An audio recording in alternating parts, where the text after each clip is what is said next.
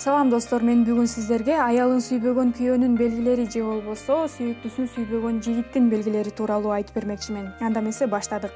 Айымдар ушундай затпыз. Шериктешибиз бизди сүйбөсө дагы чындыкты кабыл алуудан баш тарта беребиз. Ошол эле учурда сүйүү белгилерин издеп таппай калсак ойдон чыгара калабыз. Тезирээк сүйүүнүн күлгүн түстүү көз айнегин чечип, ал бизди сүйбөгөнүн моюнга алсак, ошончолук тез бактылуу болуп, чындап сүйгөн мырзага жолугууга мүмкүнчүлүк жогорулайт.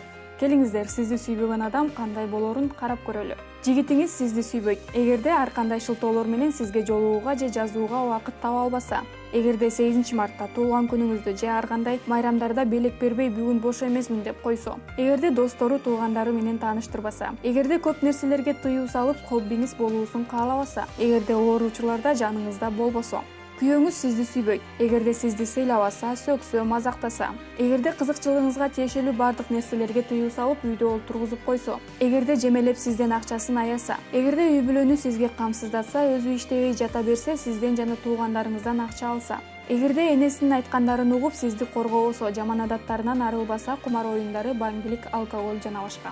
Урматтуу айымдар, жогорудагы адаттардын бирөөсү сизге тааныш болсо, жакшылап ойлонуңуз. Сизди сүйбөгөн адамга убактыңызды, жаштыгыңызды коротуунун кереги барбы? Бир келген өмүрдө ар бир адам бактылуу болуп жашаганга укуктуу экендигин унутпаңыз.